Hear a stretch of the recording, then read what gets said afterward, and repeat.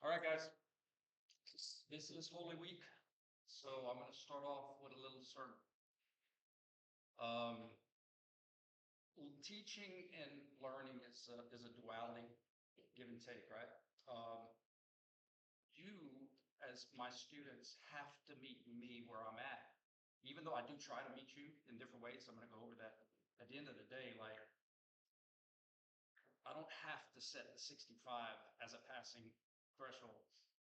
I don't have to record my lectures and post them for people to watch and rewatch, although every now and then I'll check and there's like 5 views after a week. It's crazy. There are 80 students in class. I don't have to offer 24-hour office hours, which I do. It's in the syllabus. I know it's syllabus day, but the reason I do that is because if you're studying, which everybody has a different schedule, work, life, family. If I'm awake, I want to answer your question. I want to clarify your question so that you can keep rolling. I don't want you to have to wait a weekend. I want you to have to wait. If you have 2 hours to study and you're stuck on a concept, rarely do people take advantage of that, which is fine because I interpret that as, hey, we're all on the same page, right? Okay. So one of the things you'll notice about how I teach is trying to give us tools to figure things out. Because in the real world, when you're going to be in grad school or when you're going to have a real job, you have to meet them where they are at. They are your employers. There's no other, there's no other way about it. So I try to be gentle, but we have to meet me where I'm at in terms of learning. Addressment number one, which are valid, all concerns I take and I give it thought. I'm like, how can I get better? What can I do? One of my limitations in class is we have a real, I don't know how else to say it, a real crappy front street. It's awful.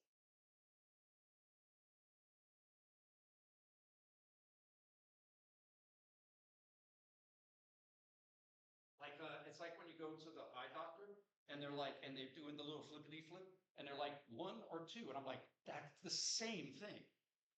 And they're like 2 or 3 or 4. I'm like, you're showing me the same thing. Now you're just messing with me, right? So what I try to do is, I bought this computer. The university didn't buy this computer. I bought this computer for you. That little speaker, that attachment, I bought it for you to try to help amplify my voice. So if the sound isn't up to your liking, I can offer some potential solutions. One is headphones. Headphones might help amplify. So like I've got a couple emails about the sound on lecture on the night. So it is a less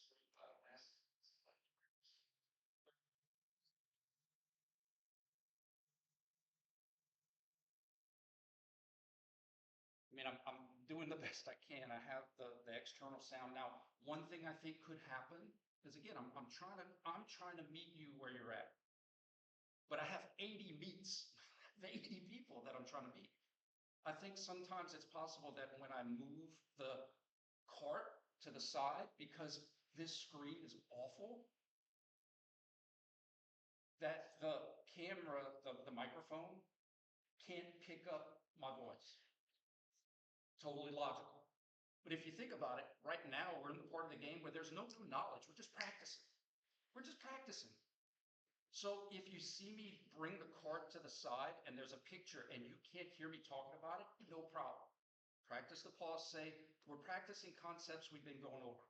Let me try to analyze the agonist. Let me try to observe the motion left to right, right to left. And if you still don't know, take a picture of it, send it to me. Say, Dr. Campbell, when you have a second, can we talk about this picture? I couldn't quite hear you explaining it, and I would like to go over it with you. You would make my day.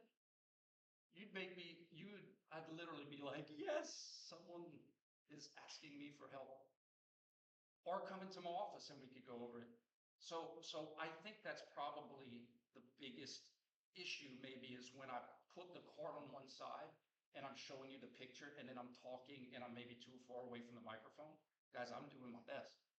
So help, instead of me meeting you where you are, because I just have so many students. And instead of me saying, hey, you meet me where I'm at, how about we meet somewhere in the middle and we try to make sure we get you what you need, okay? Speaking of, again, the threshold as a C is 65. You have 3 tests. 3 tests. What about projects? What about knowledge? What about just learning some knowledge and applying it?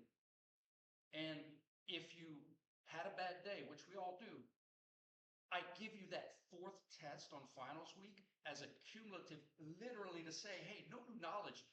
Show me you learn from your mistakes. And I'll count it as 25th of your grade. You have 4 tests, I'll count it 25, 25, 25, 25.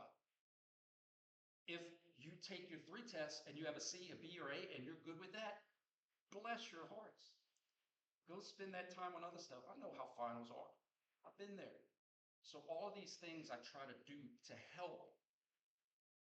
And I'm not saying it for any other reason to remind you. That's it. It's just to remind you. Help me, help you. Cool? We're good? Let's get into some practice, some examples. Lindsay, give me one you want to start with. You've been pondering this for on the weekend. What can we start with? I think today we said we were going to do some, let's say non-traditional. Remember, a majority of motion is in the opposite direction of external forces. And then the next most common is when you have motion with no external force or perpendicular to the external force, which means there's no external force. It's easier for me to push this table across because gravity's pushing down it is for lift it up, right? And then those final rare examples where you're going faster than the external force. What you got? Where do you want to start? Toss one out. You don't know? Okay, no problem. Let's warm up. Let's do one we've done before, and that's look to your left and then look to your right. Remember, when there's no external forces, muscles can only pull. If there's no external force trying to make you, you have to concentrically contract to make you. Does that make sense? I can't push me. It's not like a Muppet where there's sticks pushing you around. So look to the right. When there's no external force, concentric's going to speed you up. Eccentric's going to slow you down. Concentric's going to speed you up. Eccentric's going to slow you down.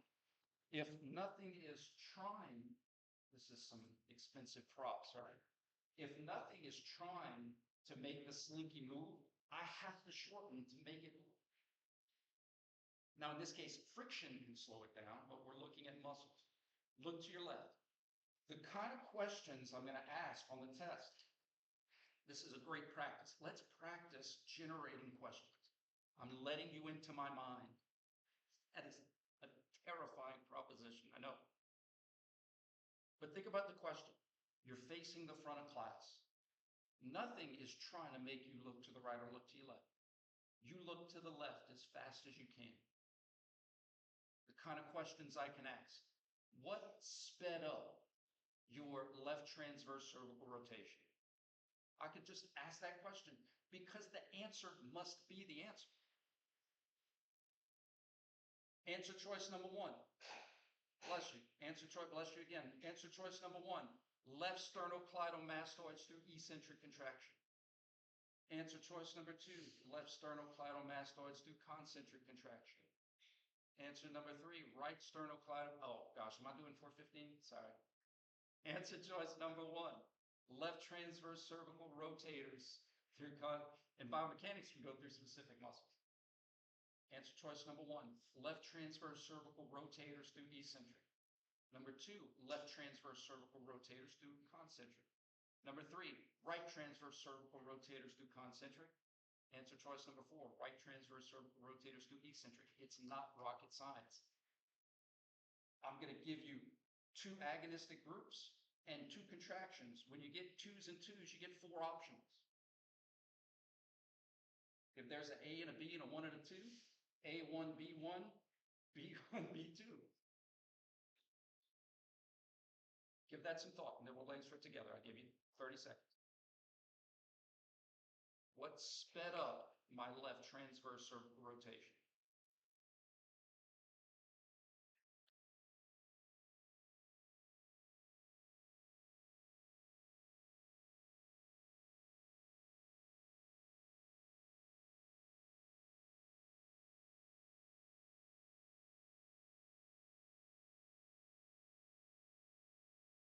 If we were doing multiple choice, again, this is how we can practice. How I would do it is I would try to answer every question as a fill in the blank. And then see which answer choice matches what you figured out. Because if you just go to the answers and all of them sound flippity, flippity, floppity, I can see how that can be confusing. Okay? Answer. Left transverse through concentric. Has to be. If nothing's trying to make me look to the left, I have to make myself look to the left. On the test, what if I say, you look to your left as fast as you can? Now, when I say as fast as you can, that's me just really going above and beyond to make sure you understand gas and brakes, okay? You look to your left as fast as you can, and then you stop. What speeds up must slow down. What agonistic group must stop the left transverse cervical rotation and through what type of muscle contraction? So again, I'm asking two questions. It's either right transverse rotators or left transverse rotators. And it's either concentric or eccentric. I think we can eliminate isometric if there's movement. Left transverse concentric, left transverse eccentric, right transverse concentric, right transverse eccentric. Guys, there's no, it's that simple. Like, sometimes I don't mean to let you guys just see how the magic tricks are made, but it's that simple. There's no secret recipe.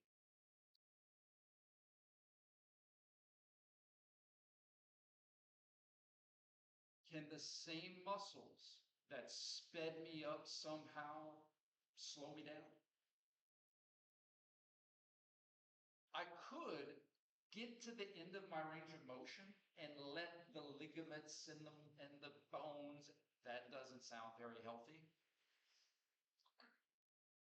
I want to stop myself before I get to the edge of the cliff. The same muscles that sped me up can't slow me down, so they're going to have to turn off.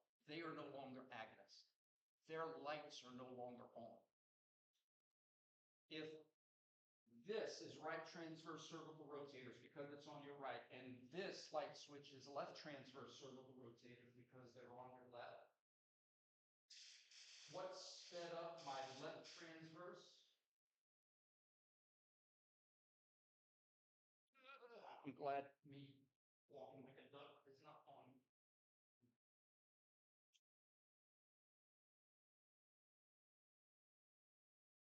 Left transverse are on concentrically to speed up the left motion, right?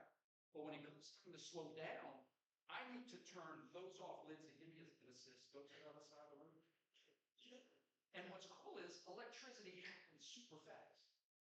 So do our nerves. It's super fast because it's electricity. So on the count of three, 1, 2, 3, when it comes to, right, on 4, 2. When it comes time to stop the motion, I have to turn those off and instantaneously turn those on. This is no longer an agonist, and now this is an agonist. Putting on the brake through eccentric contraction. This happens fast because it is electricity. It's literally like turning switches on and off. The agonist that sped me up is no longer the agonist when it comes time to slow me down. The ones that pulled the opposite direction are now the agonists, putting on the brake. So what slowed down my left transverse? Right transverse cervical rotators through eccentrics. Thank you. Guys, I can ask that question as is. I don't have to have pictures. You should know what motion is. I can 100% just give a verbal question. You look to the right as fast as you can. What agonist and through what contraction sped up your motion? What agonist and contraction slowed down your motion? Make sense?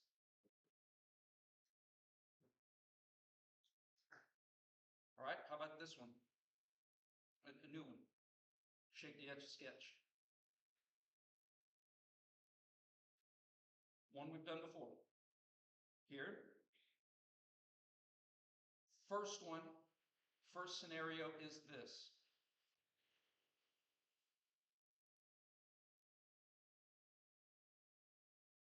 What speeds up must slow down. Is there any external force that's trying to horizontally adduct me? Big clue. Now, in this case, I didn't need muscles to slow down my horizontal adduction. I literally had the collision of my hands, right? So I didn't need eccentrics. Make sense? Horizontal adductors through concentric contraction sped up my horizontal adduction.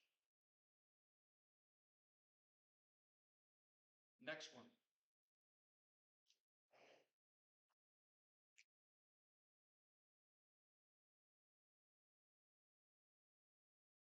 The same muscles that sped me up can't push me to a stop. So eventually, when it comes time to put on the brakes, I have to turn off those and I have to turn on others. And again, nothing stops instantaneously. Our eyes can only process so many frames per second. That's why magicians always have the advantage. So to you guys, it looks like my arm stopped instantaneously because I have extra phenomenal fast, quick fibers. No. Everything takes time. So if we had a slow motion camera, you would see my arms moving, and then all of a sudden it would go. It's just like putting on the brake in your car at a red light or a stop sign. It takes time to slow down. Think about it, guys. You put on the brakes at a stop sign, you're slowing down, but you're still moving forward. You're slowing down, but you're still moving in a direction of horizontal adduction. But only muscles that pull in the other direction can slow you down. So what was my agonist and through what contraction slowed down my horizontal adduction? Horizontal abductors through eccentric contraction. Make sense? A practical example of what we're talking about. If somebody, and we're going to use layman's terms, if somebody had some dumbbells and they're like, is this a good exercise? And they were taking the dumbbells and doing it like this. And first of all, movement is movement. Awesome. But if your muscles are working perpendicular to an external force, it's kind of defeating the purpose. It's not really doing whatever those dumbbells weigh. Does that make sense?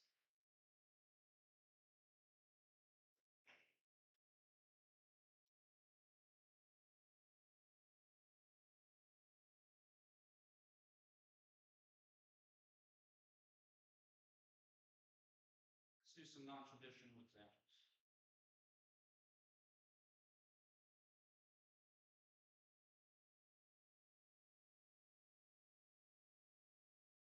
All right, here we go. Anything goes now.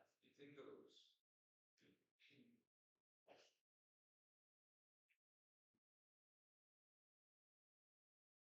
Anything goes. So this could be anything. All right. He starts in this position. He's holding it isometrically. Let's analyze muscles at the trunk. Let's analyze muscles at the trunk. This is why we spend so much time on illusions. So that you can see that I don't have to move the top part about the bottom part. I can move the bottom part about the top part and get the same change, right? So let's start off easy. Isometric.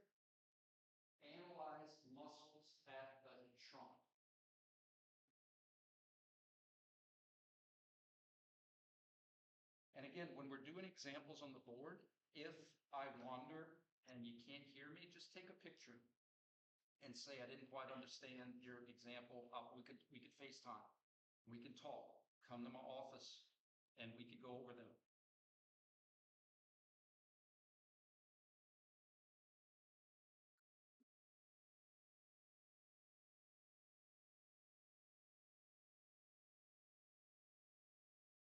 If he relaxed, first of all, let's start before that. What's the position of his trunk? A Unit 1 question. Is he flexed, extended, or in anatomical position? Flexed. Good. It's flexed. Is gravity in this case trying to unflex him? Yeah, that's one way to look at it. So therefore, gravity is trying to extend his trunk. True? I like to eliminate. That's how my brain works. Well, if gravity is trying to extend his trunk, he wouldn't want to use extension pullers. He'd want to use flexion pullers to stay in a flexed position. In biomechanics, I'm going to teach you who those flexion pullers are. But for now, we just need to know that it's any, whether it's 2, 4, 6, 8, however many muscles pull in a direction of trunk flexion, I need to turn on those switches. There might be 8 switches over there. Hey guys, time to go to work. Time to do a job. Time to turn on. Lights on. Let's go. Practice question. He lowers himself down. I'm showing you different ways I can ask the same question. He lowers himself down from this exercise. He lowers his waist down. He lowers his pelvis. He lowers his legs. Another way I could do it is, from this position, you observe trunk extension. You can do it that way. All means the same thing. Is there any practical reason during this exercise that he would want to use his extensors? No, he would literally slam his low back into the ground. Those extensors are going to stay off. Lowering himself down, trunk flexors do eccentric. Raising himself up, same muscles do concentric. Holding that position, same muscles isometric. Same agonist because of the same external force. The changes in trunk motion is because of changes of contraction type. Again, I'm not disrespecting any other joints. Hip, knees, let's have a trunk conversation.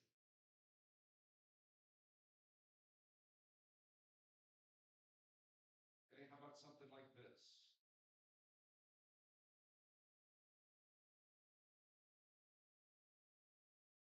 Done it before, but let's practice it again. Let's say you're analyzing carpentry. You're doing an occupational safety. You're an occupational biomechanist. You're an ergonomist. They pay you good money to go to the work site and analyze to make things safer and more efficient.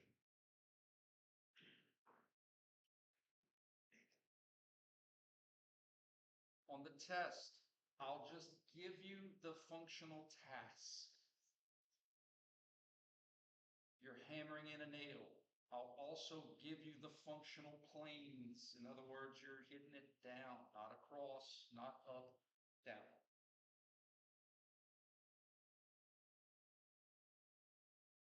Let's assume, Campbell can't use that word. Let's infer. The nail starts resting on, the hammer starts by resting on the nail. From there, we are going to speed up elbow flexion. We're going to have to slow down elbow flexion. We're going to have to speed up elbow extension. And the nail is going to slow down elbow extension. The collision. Does that make sense? I'm going to say it one more time. If we start with the hammer resting on the nail, we have to speed up elbow flexion, slow down elbow flexion, right? Because before we got to go back down, we got to slow down coming up. We got to speed up coming up, slow down coming up, speed up coming down. True?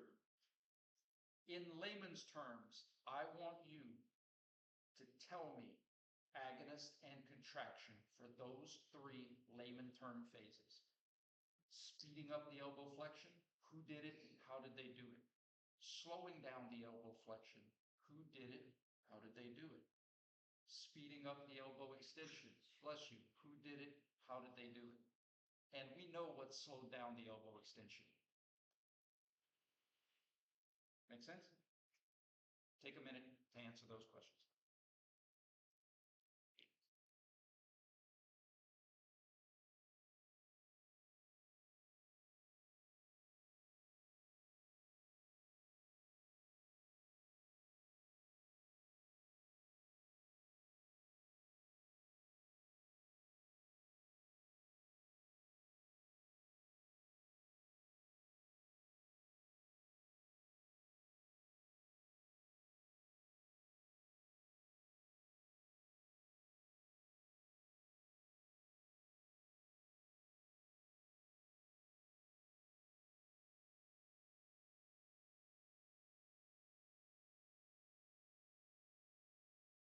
When you are done, I encourage, I can't make you, that's okay, but I encourage you, check with someone who's around you. Check with Lindsay. Lindsay, why don't you float around just in case somebody wants to, but they're shy. Check with someone who's around you. Hey, what did you get? See if you got the same thing. If you didn't, that's okay. You don't have to, there's no points being off today. You can have a follow-up conversation about why you got what you got and why they got what they got.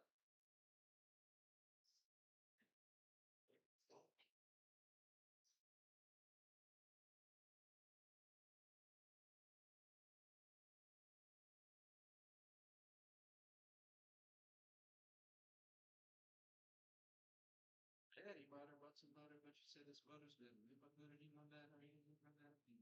So she bought a bit of that butter, put it in the bed, right? Did things out there.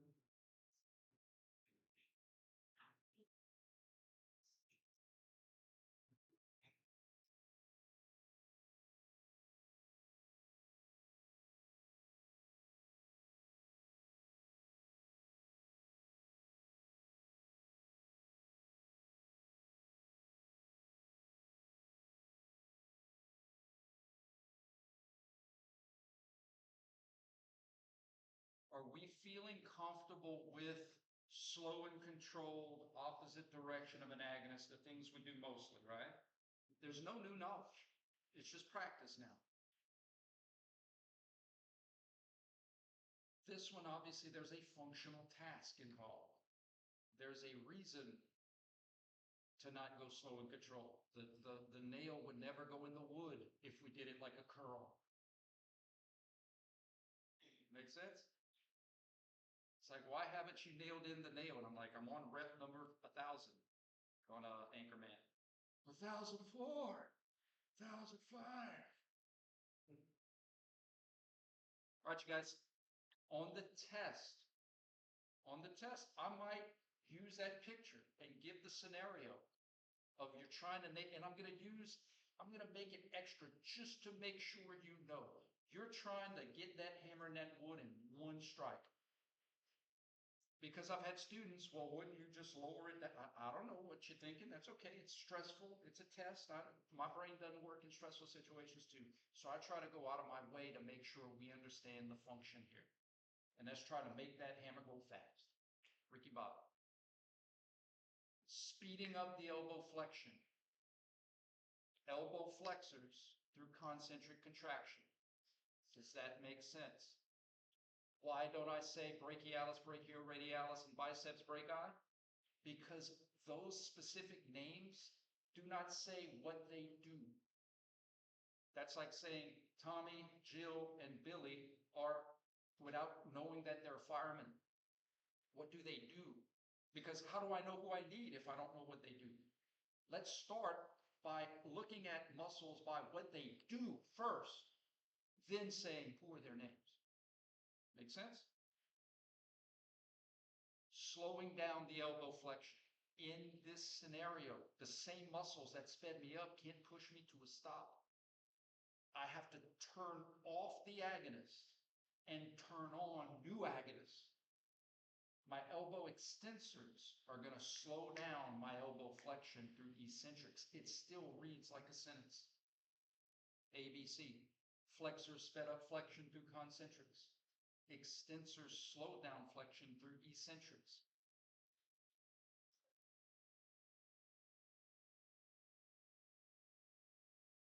The same muscles that slowed down my flexion can continue. Their light can continue to shine. Their switch stays on as they slow me down, change my direction, and keep pulling to speed up my extension through concentric contraction. I told you it was going to be a sermon today. And the Lord said, plyometrics. That's plyometrics. Slowing down through eccentric, continuing the work above resting tone and speeding up through concentrics. That's plyometrics.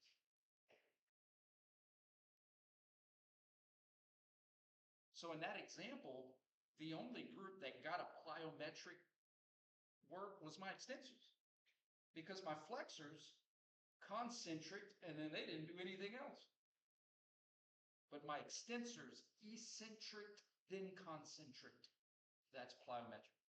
It's a specific sequence of slowing down through eccentric, changing your direction, and speeding up through concentric.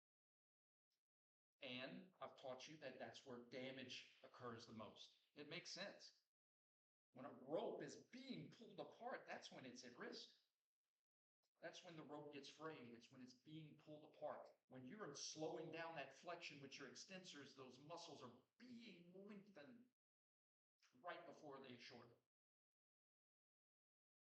Questions, clarifications?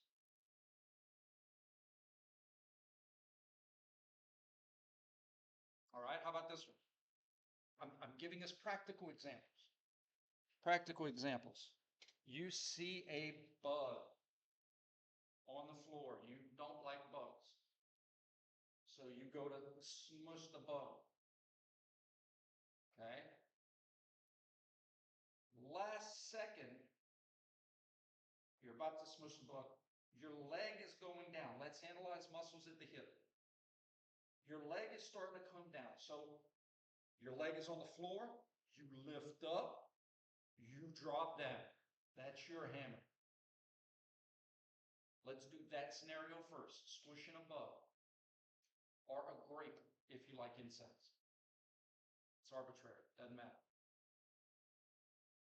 Or a bubble. Muscles of the hip. Nothing's trying to make my hip flex. So I have to make my hip flex.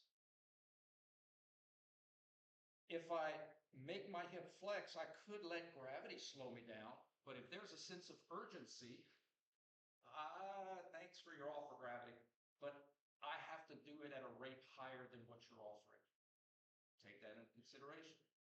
I got to bring my leg up, and then I got to bring my leg down. And I'm trying to bring my leg down with as much speed as possible.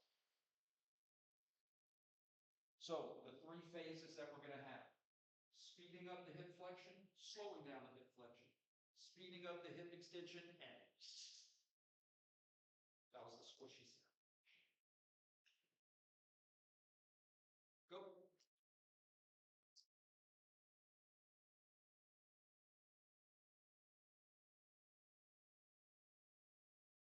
Lindsay's going to be floating around. I'm trying not to get too far with the microphone.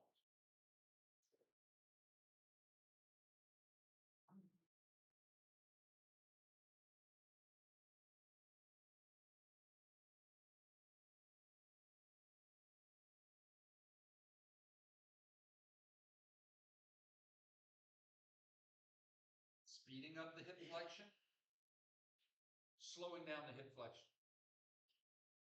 Speeding up the hip extension. Thanks again for giving me a heads up. Speeding up the hip flexion, slowing down the hip flexion. Speeding up the hip extension.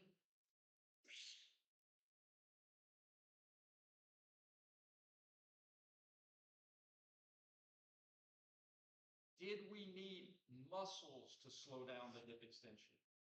We had the ground, right? I want to get to one more scenario, so I want to give you time. It's a catch-22 as a teacher. You want to try to keep the water warm, but sometimes you don't know if you're on the hot side or the cold side. You want to give as many examples as you can, but you also want to give as much time as we can. But obviously, we don't want to give 50 minutes to one example.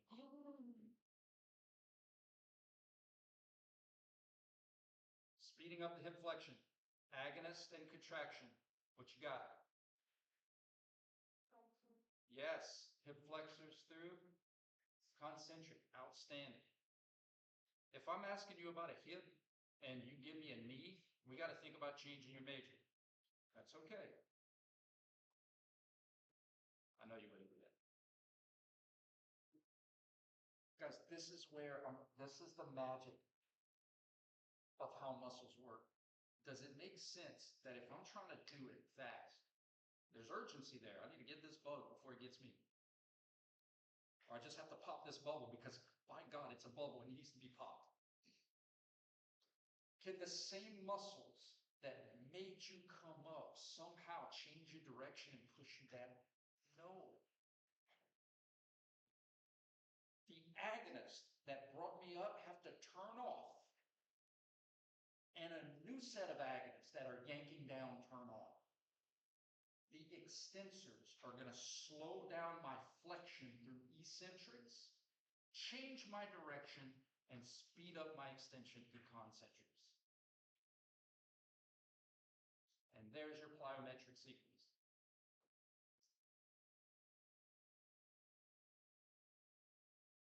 Final scenario. What if you were going to get that bug and at the last second you realize that your little brother, sister, cousins, ant farm pet, or they're doing a science experiment. Basically, you decide not to. Last minute, abort mission. Your leg's already coming down. That hammer is coming. Who are you turning off and who are you turning on? Agonist and contraction.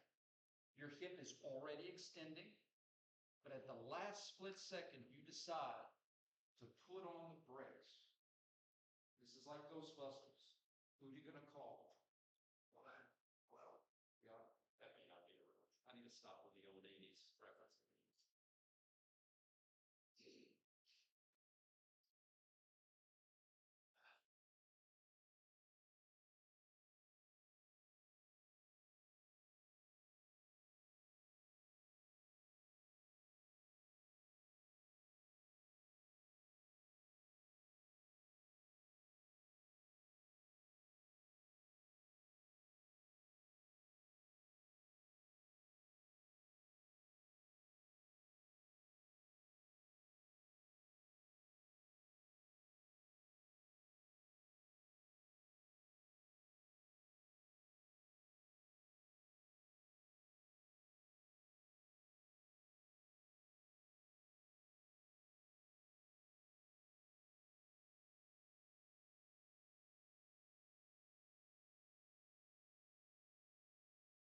So in this scenario, if I specifically say what agonist and through what contraction would slow down the hip extension, who's your agonist?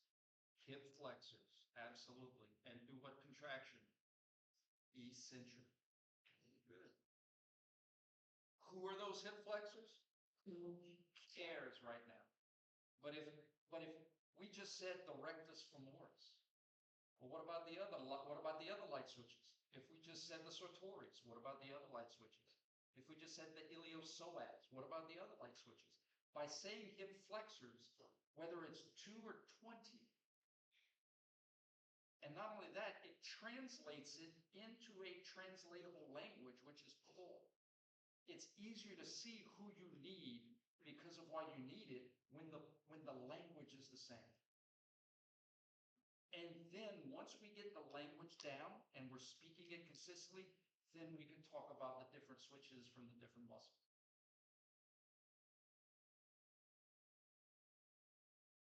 Last thing I'll say, Wednesday, I will be out of town. Lindsay will be here to practice. I will be on call to answer questions. If anybody here has served in the military or has family members in the military, I got asked to call a fundraiser for wounded military veterans in Virginia Beach, Virginia. And I'm not going to tell a military veteran charity no. So my dad and I are leaving Tuesday to head out. Guys, there's no new knowledge, just practice. But I encourage the practice. What's the best way to get better at basketball? Play. What's the best way to get better at cards? Play. What's the best way to get better at muscles, motion, contraction, which is what all of us are going to do for a living. Whether you're a personal trainer, a coach, CrossFit trainer, a therapist, a chiropractor, a medical doctor, every one of us in here are going to apply muscles and motion and contraction. And the cherry on top of what I'm trying to teach you, genuinely teach you, is how the contraction stuff works. I know y'all got a definition of it, but applying it takes practice. All right, you guys, I'll send out an email to remind you. So we still have class for those of you that want to come play, okay? On 2, ready, breaker.